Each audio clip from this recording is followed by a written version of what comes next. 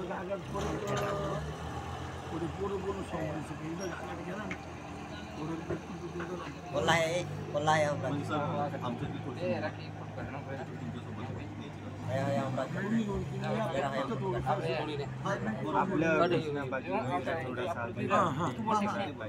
आम्ही दिले सर सांगितले सोमवारी थोडंसं कागद केलं का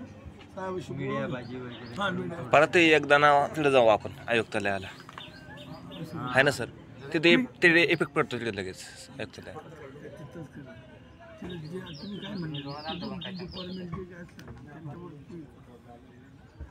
इथं आयुक्त काही फक्त पाठव मॅडमशी फोन करू बोला ना सर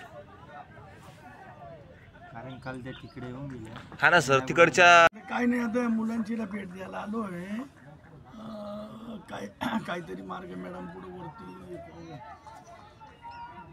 बर पेसावाले मुलं सांगा पेशावाले मुले साहेब सांगा तिकडे नाही तुम्ही नाही ते क्रीडावाले नाही पेसावाले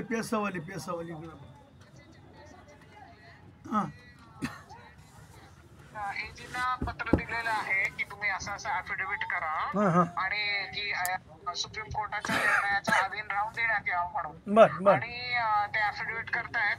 फक्त काय झालं तारीख आता 17/9 मिळालेली आहे पुढची. बर पण 17/9 लई लेट होती ना 17/9 लई लेट होती. मग तेच म्हणाले की मी परत सांगतो एजीना की बाबा तुम्ही लवकरची तारीख ठेवा. मॅडम काय झालं मुलं आता एवढे दिवस बसले परिस्थिती प्रत्येकाचं जीवन आता काय होतं उपाशी पोटी लोकांच्या आता काही मुलं यश बरं झाले प्रत्येकाला असं एवढं शिकून काही उपयोग नाही ना आणि हक्काचं आहे ते काय बा दुसरं काही मागती नाही ना अशी परिस्थिती आहे ना. बरोबर आहे. नाही त्यांचं काय आहे त्यांचे जर एज बार जरी झाले की त्यांना ऑर्डर मिळालेली ना त्यांना नंतर सुद्धा हे दाखल पण ऑर्डर थोड्याच मुलांना मिळेल बाकी सगळ्यांना नाही मिळेल ना.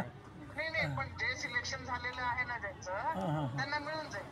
बरं पण मग आता माझं म्हणणं आहे सांगा की एज बारचं काही अडचण नाहीये तुमचं एकदा सिलेक्शन झालं म्हणल्यावर विषय संपला. नाही माझं काय म्हणणं आहे सोमवारी वर्ष वया 3 वर्षामध्ये सिलेक्शन तेव्हा का 3 वर्षामध्ये धरायला पाहिजे असं तर आता काय होतं सोमवारी जर मीटिंग लावली सोमवारी हॅलो सोमवारी काही करता येईल सोमवारी परवाकडे सोमवारी आता कुणाकडे मीटिंग लावायची आता गावी साहेब वगैरे असं आता वरती साहेब बहुतेक सोमवारी नंदुरबारलाच असतील. मी साहेबाची चर्चा करून शिरवळ साहेबाची चर्चा करू का मग? हो चालेल. शिरवळ साहेबांनी जीएडी मध्ये सांगितलं तर ते लवकर करतील. जीएडीशी झालं बोलणं शिरवळ साहेबांशी. हा मग ते आता त्यांनी जीएडीने एजीला त्यांची मीटिंग पण झाली आणि एजीला पण दिलेलं आहे. एजीशी पण बोलले आणि जीएडीशी पण बोलले दोघांशी. मग ते होऊन जाईल मग ते करतील ऍफिडेव्हिट दाखल. Yes okay.